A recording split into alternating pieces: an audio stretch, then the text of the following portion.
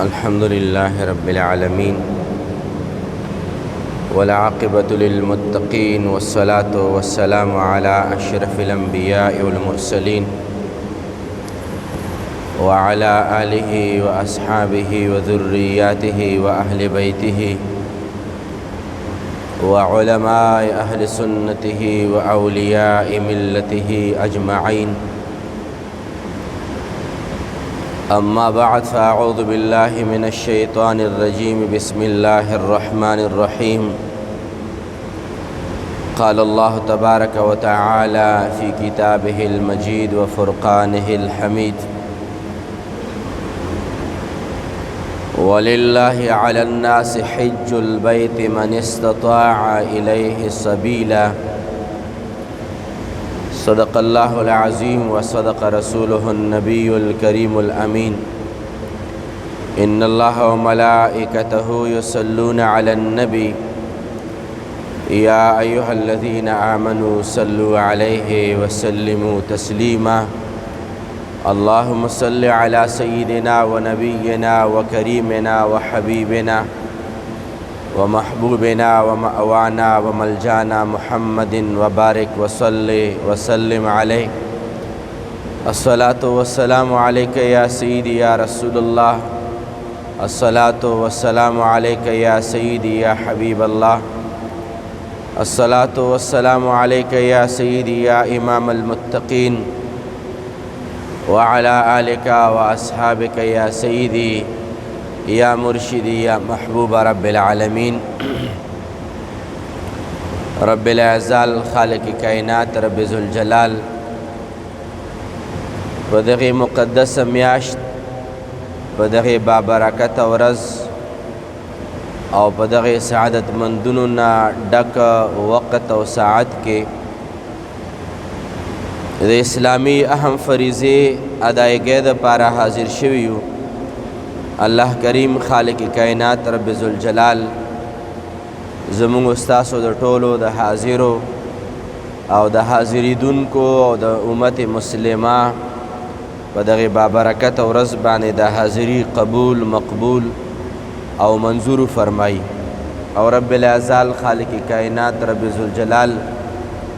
زمونږ خپله مقبول شوی خالصه بندگی نصیب فرمایي. په دغه شپو او ورځو کې د شرق او د غرب نه د اسلامي یو اهم فریضې ادایګۍ دپاره چې ستا حج ویلی شي، مسلمانان حرمینو شریفینو ته حاضري کوي او شرق او غرب نه مسلمانان د خپل عشق د محبت او د توحید د اظهار دپاره د الله تبارک وتعالی کور او پاک کور ته حاضري کوي او په دغه سفر کې د سرور دو عالم نور مجسم شفیع معظم صلی الله علیه وعلی آله وصحبه وسلم د بارگاه او د دوی مبارک و د زیارت سلام لذي. دا د عشق او د مینې دا سفر د مسلمانانو الحمدلله بار بار په دې ورځو شپو کې نصیب کیږي. الله کریم په بارگاه کې دعا ده چې الله کریم دا مبارک سفر همیشه د پاره زمونږ استاسو قبول شوی نصیب فرمایي او کم مسلمانان په تیرو ورځو کې لاړل، څوک روان دي او د اتمې ذوالحجې پورې دا سفر د حرمینو شریفینو د مختلفو وطنونو نه کیږي او بیا 15 ورځې حج وشي او د هغې نه بعد واپس د یو لوی سعادت نه بعد مسلمانان خپلو کورونو ته راشي. ډېر د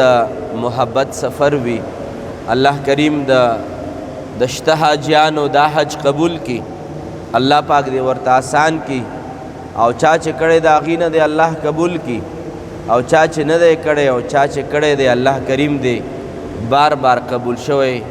د محبت او د عشق دغه سفر نصیب فرمایي. حاضرینو د سعادت لپاره او د برکت لپاره نن په دې جمعه باندې د حج په حواله سره دوه درې خبرې عرض کول غواړم. الله کریم دې موږ نه اویل اوریدل او په هغې باندې عمل قبول و مقبول فرمایي. رب ذوالجلال خالق کائنات چې څومره احکامات فرض کړي دي او د کومو احکاماتو له د اسلام نوم ورکړی دی، دا ټول احکامات په خپل ضمن کې ډېر مقاصد لري. د دغې احکاماتو باندې عمل کولو په شا باندې څه ډېر فواید موجود دي او د دغې احکاماتو په شا باندې د حکیم ذات طرف نه ډېر حکمتونه موجود وي. ځکه چې یو عام انسان کلم یو کار کوي چې څوک ورته وایي چې دا ولې کې خیر شه چې بس دې باندې زه پوهېږم په دې شا باندې څه خبرې څه حکمتونه پراته دي. نو غرض مه ده چې یو بنده چې کلم یو کار کوي هغې کې هم څه فواید وي، د هغې کار هم څه مقاصد وي او هغه کار هم په څه حکمتونو باندې بنا وي. نو چې بیا د حکمتونو مالک، د حکمتونو خاوند چې چاته احکم الحاکمین ویلی شي او چاته حکیم ذات ویلی شي، لازمه خبره ده چې دا تمام احکاماتو په شا باندې یوازې د اجر او د ثواب حکمت نه دی پروت، یوازې په د عباداتو په کړو باندې اجر او د ثواب او د جنت حاصلول او د جهنم نه نجات حاصلول دا صرف د عباداتو او د احکاماتو په شا باندې صرف دا شی نه دی پروت. زمونږ اسلام دا د حکمت والا دین دی. زمونږ د دین احکامات دا د حکمتونو نه او د مقاصدو نه د فوایدو نه ډک پروت دي. ځان له خبره چې اجر او ثواب ځان له زیات دی، دغه شان دی دا حج چې دی دا د دین اسلام هغه عظیم رکن دی. لکه څنګه حضور فرمای اسلام او دغه دین دا یو چت دی او د دغه چت لاندې 15 ستنې دي او دغه چت ته اسلام 50 ستنو راټینګ کړی دی. که به دغې ستنو د چت کې یو ستنم لاړه یو ستنم را پرېوته، دا چت را غورځېدو ته او دغې چت منهدم کېدو دپاره یو ذریعه جوړېدی شي.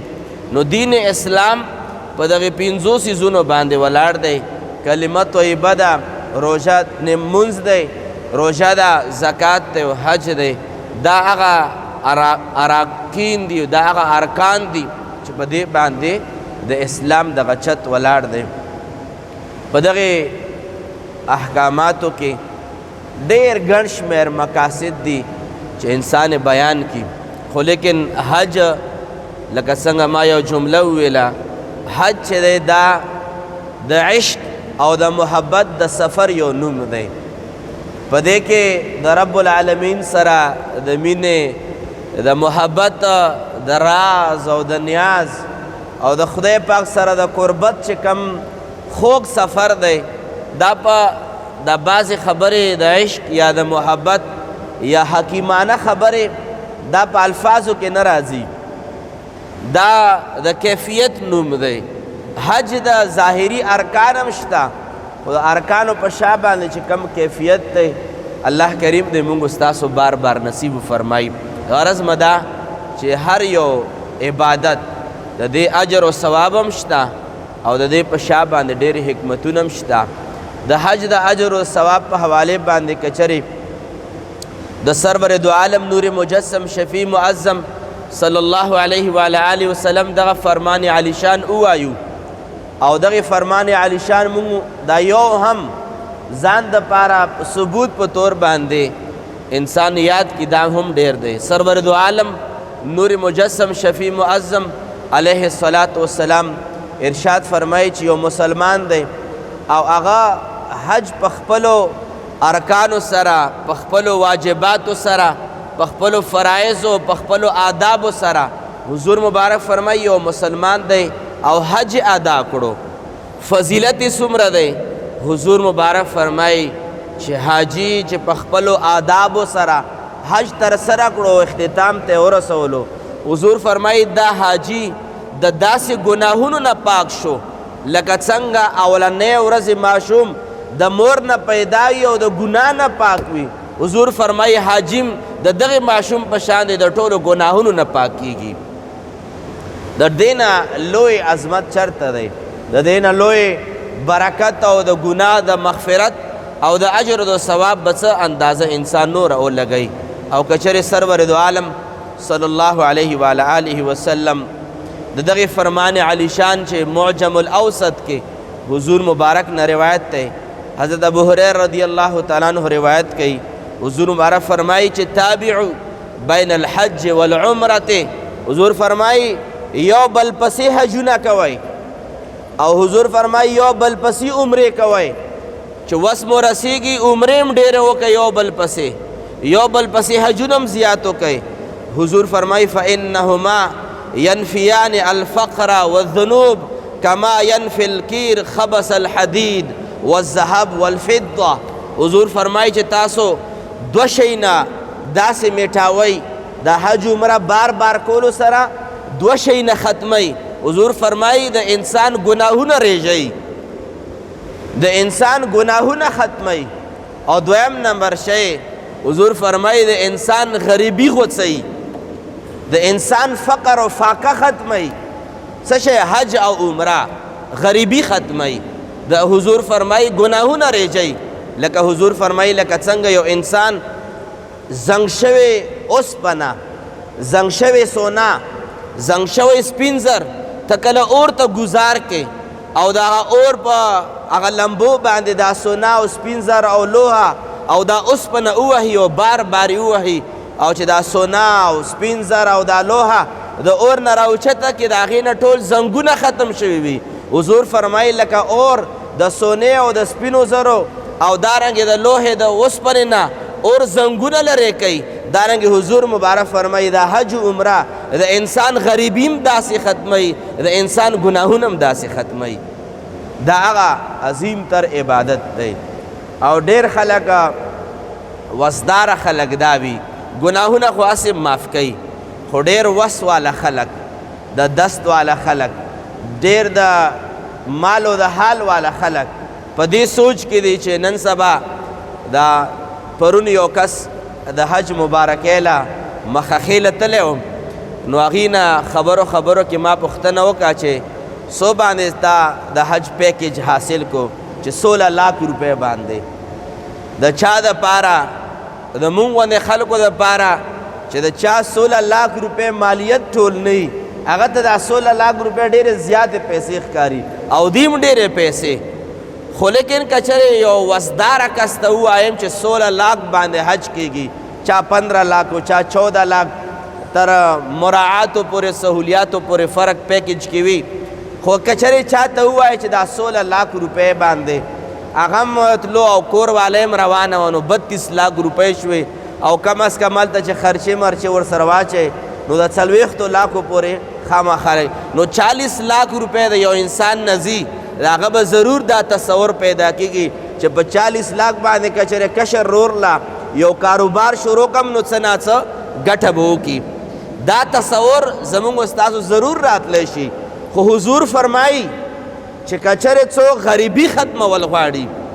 که څوک تنګدستي ختمول غواړي که څوک فقر و فاقه ختمول غواړي د فقر و فاقه او د غریبۍ ختمولو دپاره حضور فرمایي بار بار حج کوه او بار بار عمره کوه یو د عقل فیصله ده چې حج باندې پیسې لګي عمره باندې پیسې لګي دا د عقل فیصله ده خو د شریعت فیصله دا ده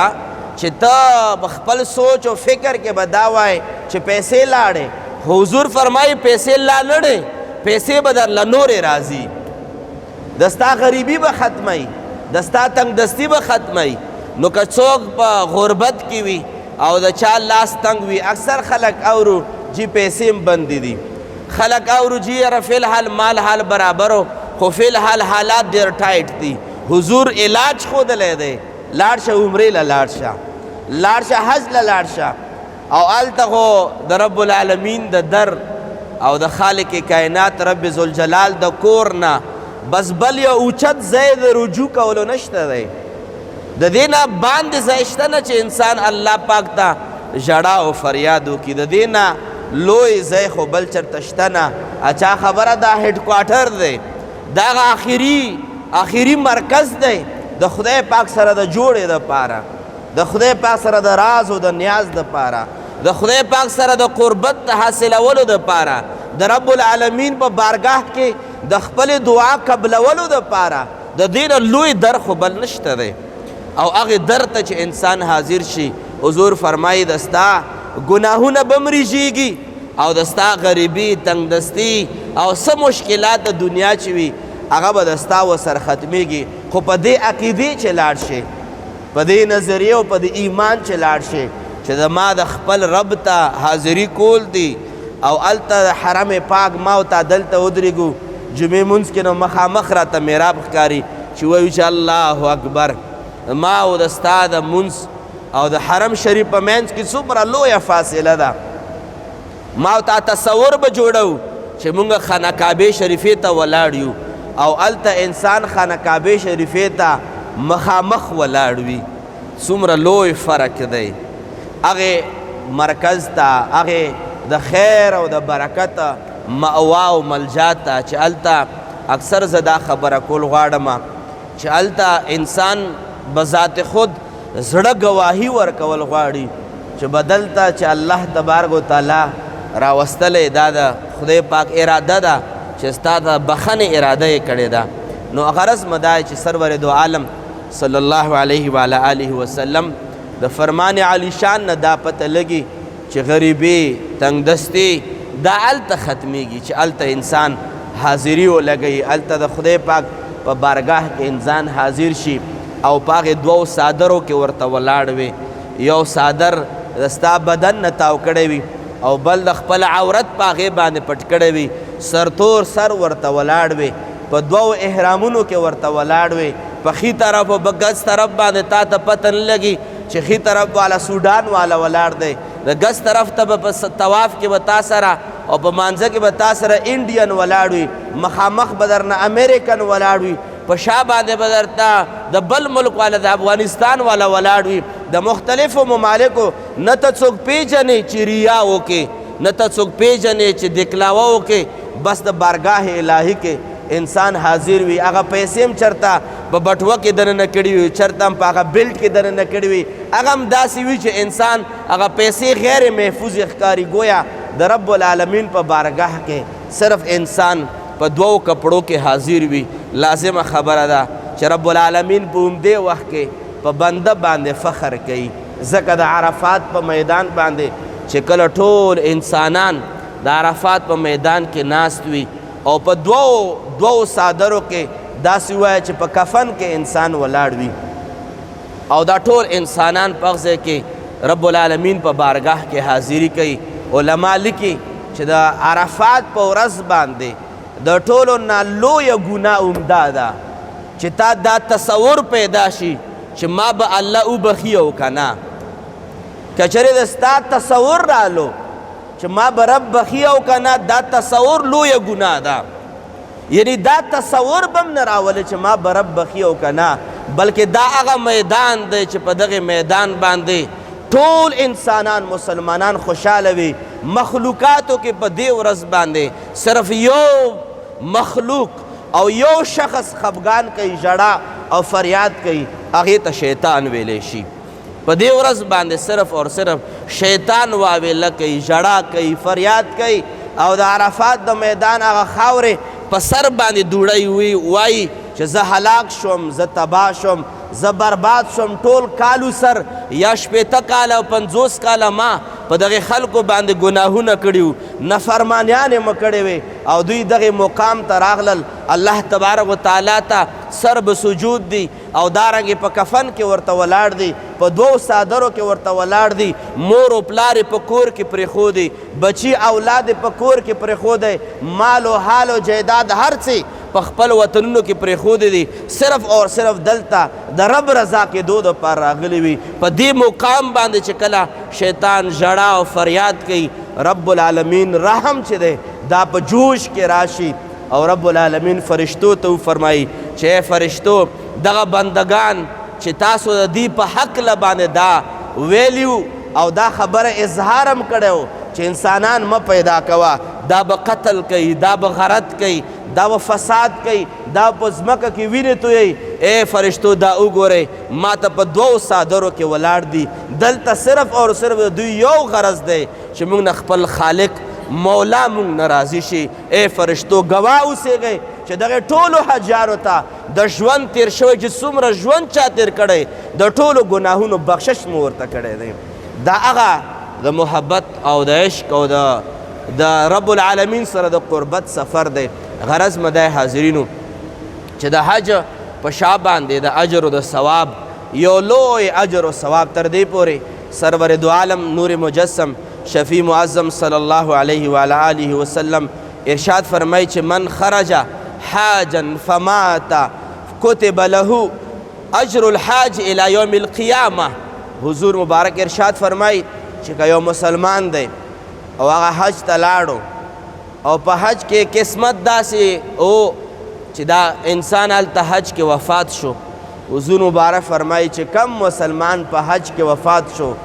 تر قیامت ورځې پورې چې څومره کلونه راځي په هر کال باندې به دغه حاجي دپاره خدای پاک په نامه اعمال کې د یو حج اجر و ثواب لیکي څومره لوی سعادت دی او داسې ډېر خلک د موږ پښتانه او د ډېر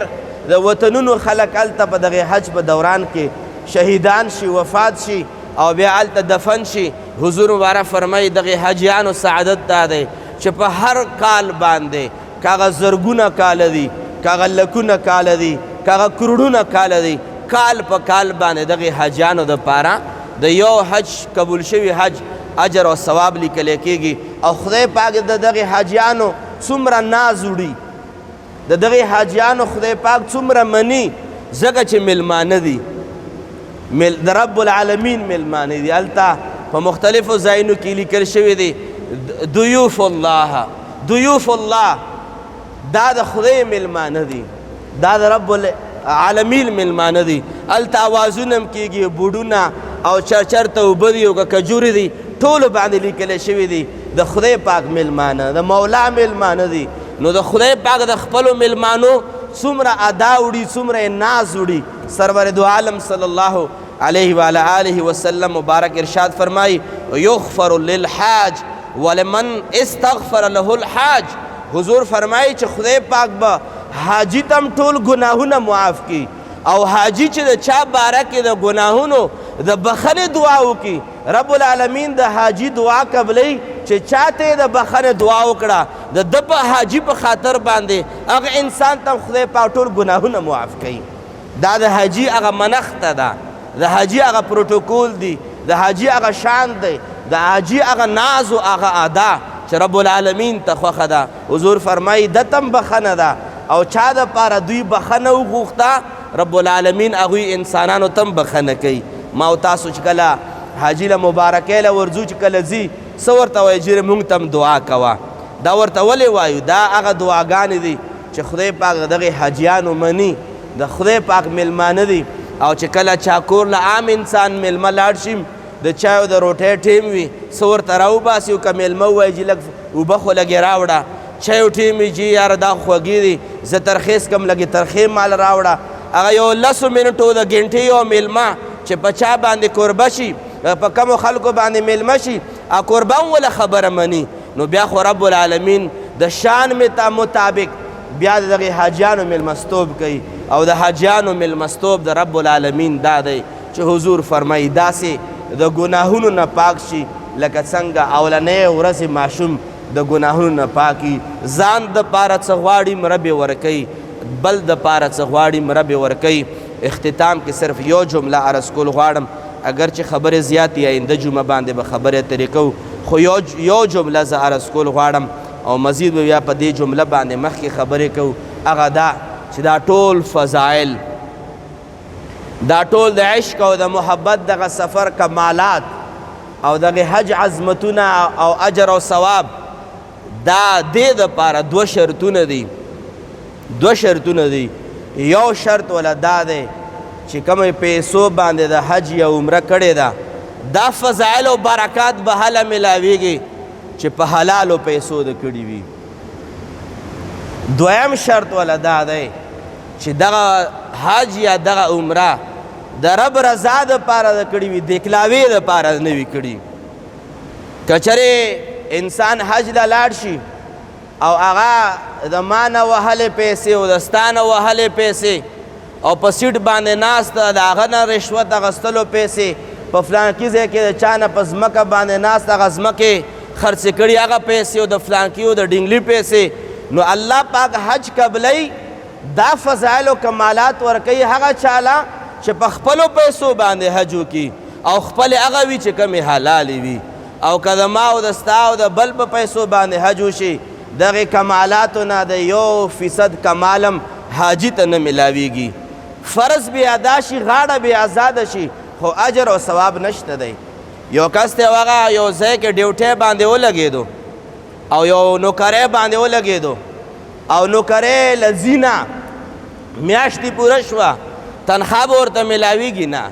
پیسې به ورته ملاویږي نه. ورته وایي به چې دا خو ضروري نه ده چې تا ډیوټي ولګېده او ډیوټي کوې نه تا ته به تنخوا ملاویږي نه. د رب العالمین په بارګاه کې دغه ټول اجر او ثواب به هله ملاویږي چې کله په خپلو پیسو باندې لاړ شي، حلالو پیسو باندې لاړ شي، د پردو د حرامو د بل چا نه په ناسته او لاسته تاوېدو باندې نه. په دې باندې به انشاءالله العزیز آینده جمعه باندې خبرې اترې کوو. الله کریم خالق کائنات چې کم حاجیان تللی دي الله کریم دې ورته آسان کی او الله کریم دې ترېنه قبول و مقبول کی. او د چا په زړه کې د حج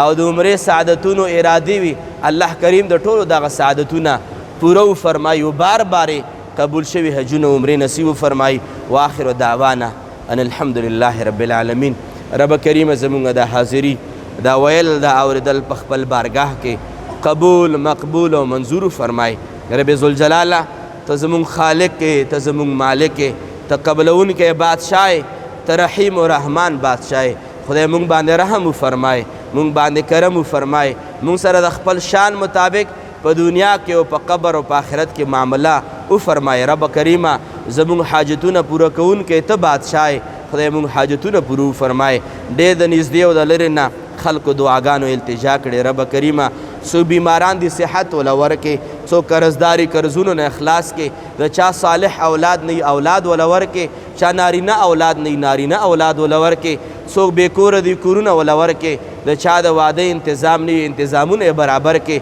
د چا څه قسمه ستونزې دي مشکلات دي تکالیف دي خدای د ټولو مشکلات او تکالیف ختم وفرمایي. خدای پاکه دا څو ورځې زندګي ده د مرګ او د ژوند هېڅ پته نه لګي. خدای پاکه چې څومره تا راله ژوند لیکلی خدای مقبوله بندگی مو نصیب کې، خدای سجدې مو نصیب کې، خدای د ستا یاد مو نصیب کې. فلسطین په دعا کې یاد کې خدای پاکه فلسطین مسلمانانو باندې رحم وکړي، خدای دا مرحلې ورته اسانې کې، خدای شهیدانو شهادتونه قبول کې، زخمیانو له صحت ورکړي، کم محفوظ دي خدای په حفاظت باندې وساتي. خدای مونږ ملک پاکستان هم استحکام نصیب کې، ټول امت مسلمه د حضور مبارک مسلمانانو امتیانو عافیت زندگی نصیب کې، برکت زندگی نصیب کې، د عبادت زندگی نصیب کې. وصلی الله تعالی علی خیر خلقه محمد و آله و اصحابه اجمعین برحمتک یا ارحم الراحمین.